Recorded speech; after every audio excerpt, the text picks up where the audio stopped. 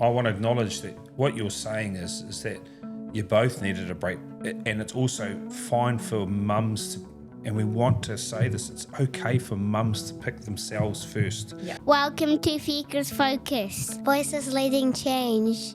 Okay, kia ora everyone. We're here with the lovely Kelly. Hello.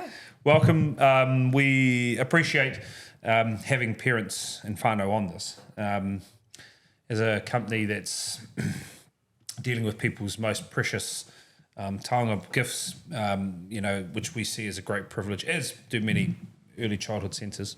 We love to have your voice and insight in this space.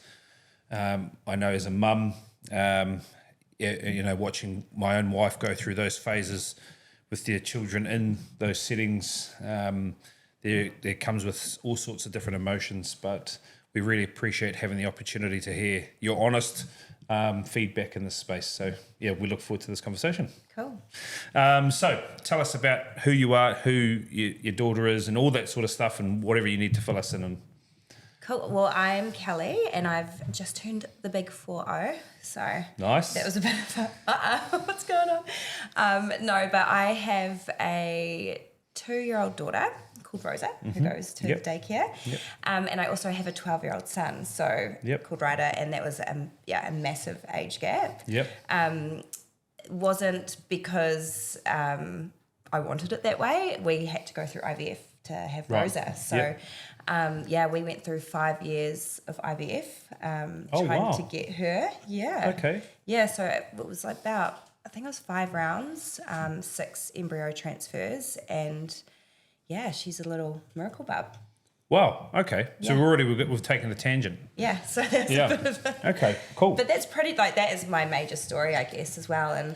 And for me, I've always wanted to be a mother. So when I found out that, it was going to be really difficult to have children, we were kind of like, right, what can we do? And we just started the IVF options straight away. And that was a huge journey in itself, being a female going through all the hormones and seeing people around you get pregnant all the time, and just a lot of heartbreak. And what seems like a natural process can be very hard because, and then the heightened piece of social media and all sorts of things, there's a greater connectivity to the world, isn't there? Yeah. And in that scenario there, and I have been lucky enough to work with lots of children who are of IVF, and, often they are the only children of the family, or something of that ilk.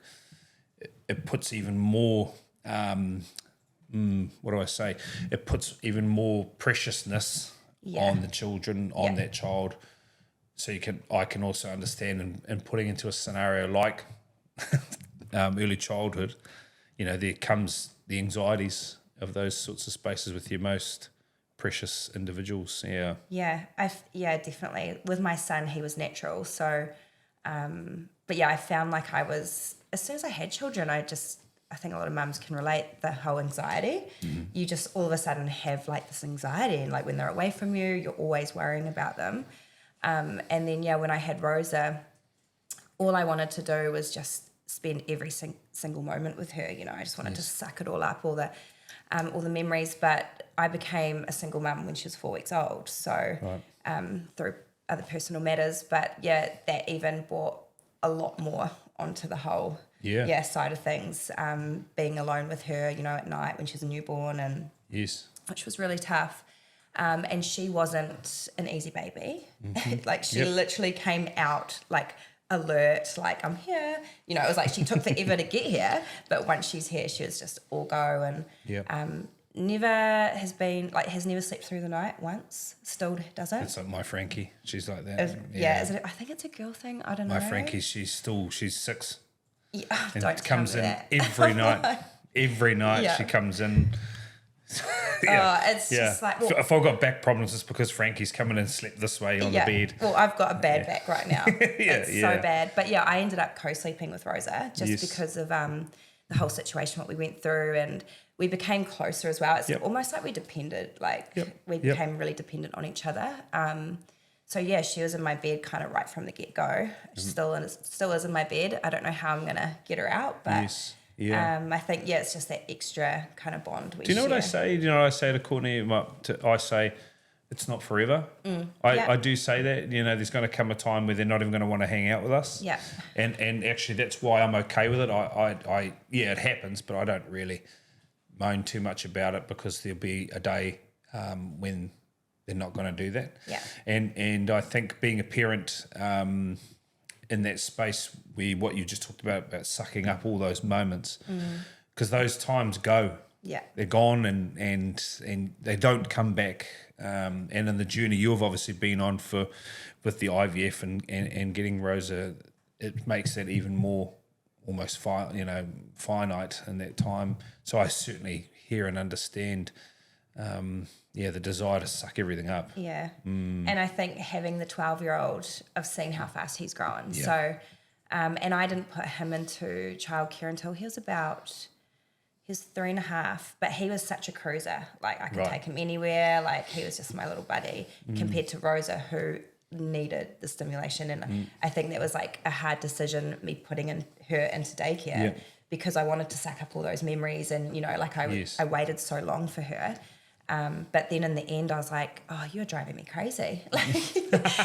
But, she like tantrums started at 1. I don't know how I think, she's great at daycare. She's little Miss Moss Boots. But, when she's around me and she's just, And just talking to that in terms of, and this is one thing, because mums are superhuman. They often take on way more than they should. They more often than not put others ahead of themselves, especially their children. Putting Rosa into a space where you've got to build trust with people because it's your precious gift. What did that look like for you in that phase where you're realizing, man, I may even need a bit of a break here, but also she probably needs a break from me.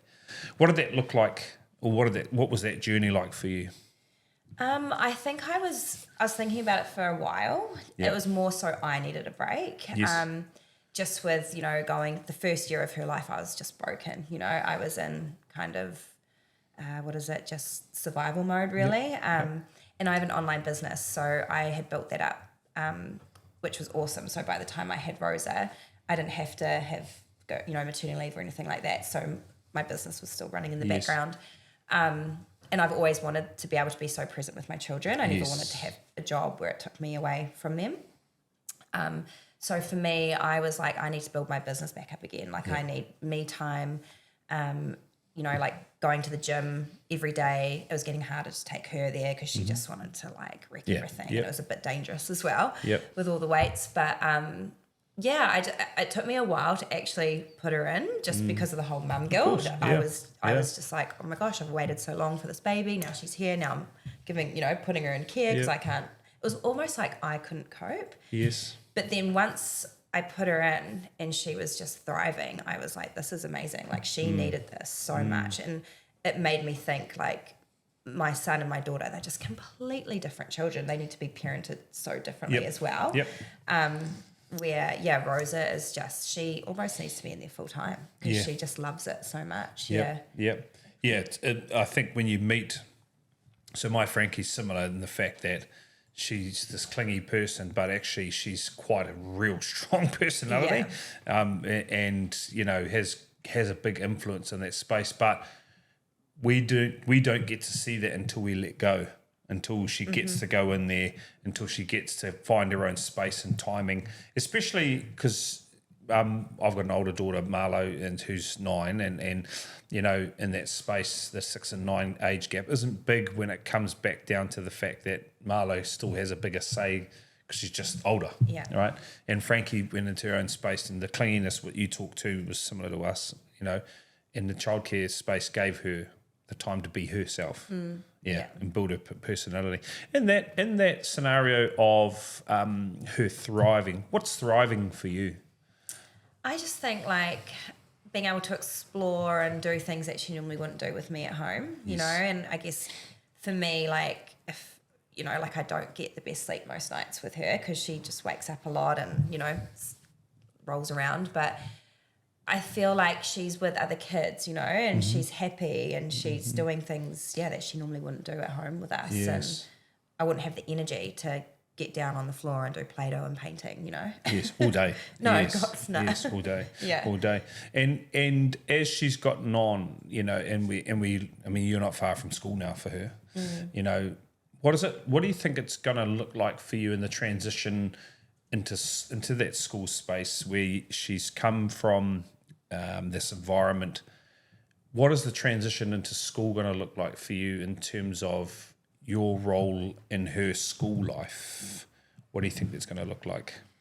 I don't know. I want to be a part of a lot, Yes. Which is what it sounds like to me. You want to, you still want to be a major part in those spaces. Yeah, totally. And with my son, that was when I was working and I had to travel a lot. So I remember when I put him into school and he was going to daycare like 3 days a week, and then I started putting him into full time just for him to transition to school, used to it.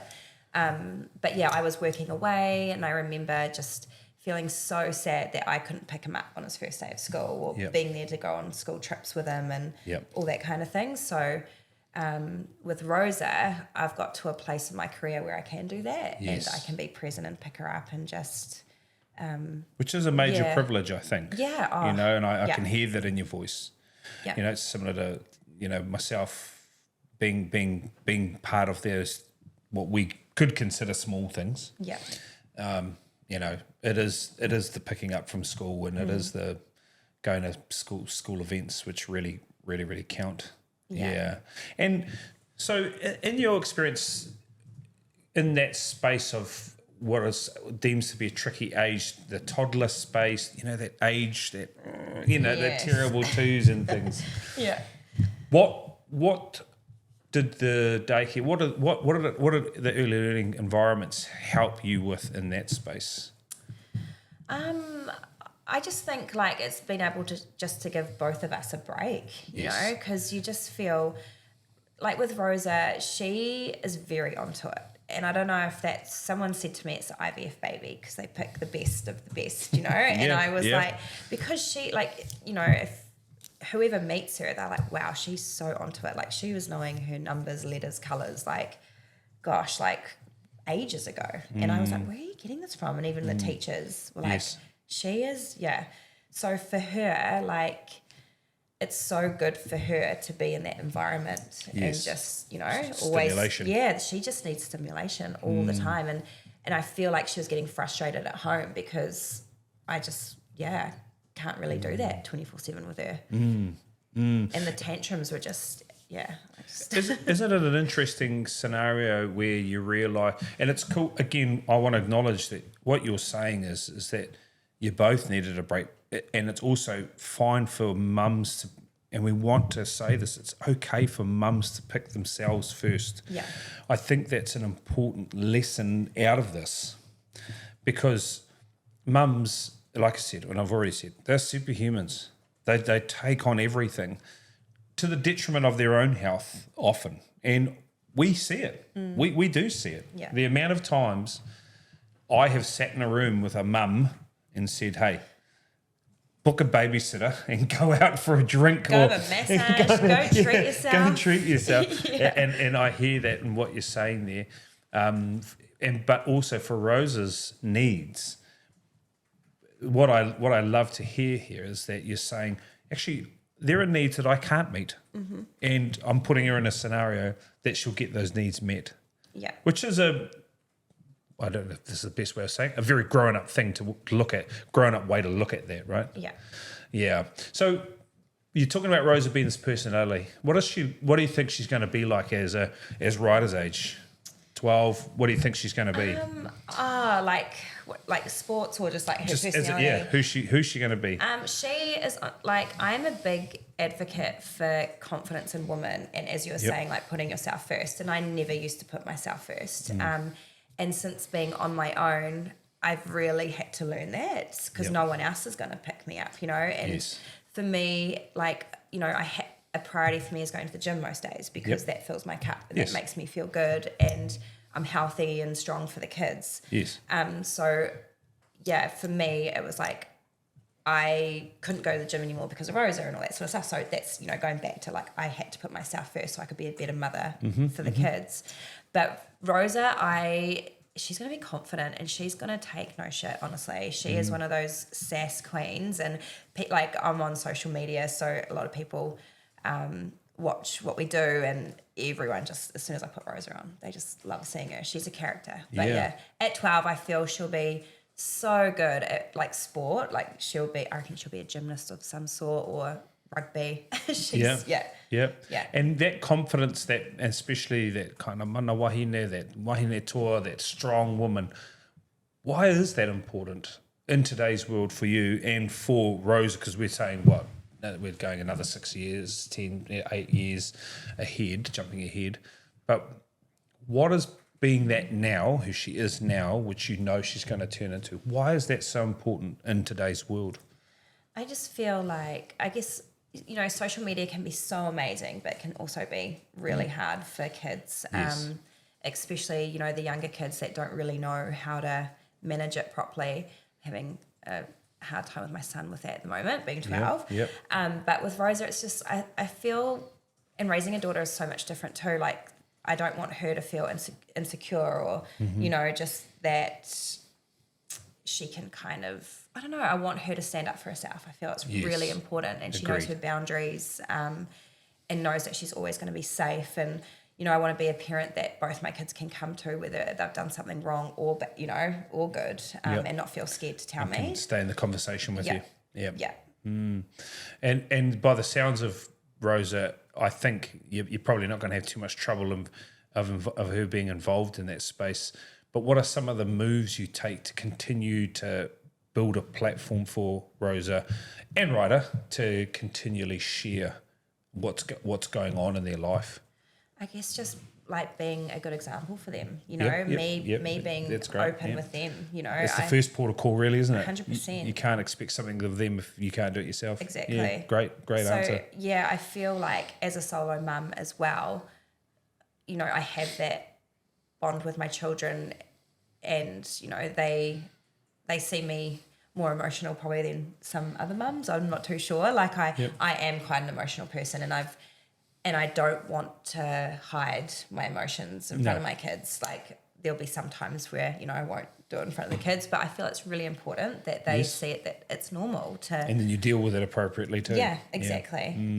Yeah, my son's seen me probably a little bit more angry than he should have some days. But even, I see a lot of people I know just say how amazing my son is, and he's very respectful and all that, because I guess he's seen kind of what I've gone through as a female and everything like that. So he's quite protective in that way. I was just thinking that.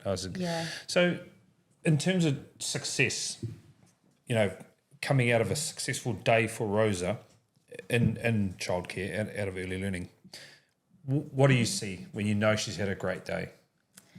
I love picking her up. That's like one of my favourite parts of the day. And I love to sneak in, and I just always see her just pottering around, and she's happy. And when she runs up to me and just like, "Mummy," and she's so excited. She's always got a smile on her face. And if anything has happened, like an incident where she's upset, like Danielle was telling me the other day when I turned up, she was crying. It was the first time I've seen her crying when I pick her up. And it was because Rose wanted to eat a chocolate egg. It was Easter, and she wasn't allowed. I get that. Yeah, and I was like, understandable. I would get be that. like that too. I get that. Yeah. But yeah, Rosa loves chocolate. But yeah, she's just so happy when I pick her up, and it was always a bit of a tough one when we first started her in there because of her sleep, because she was very, like her dad has to rock her, or I have to sleep with her, or she's very, what's the word? Used to us being there, sort of thing. Yeah. That's her routine with you guys. Yeah, and as you say, it's just a season. I know it's not going to be like that forever. Yes. I think Rosa's success, the what I'm hearing here, and even with you volunteering to come and talk to us, it shows that if we don't work together as a early learning and with the parents, we just can't expect the best outcomes for the children.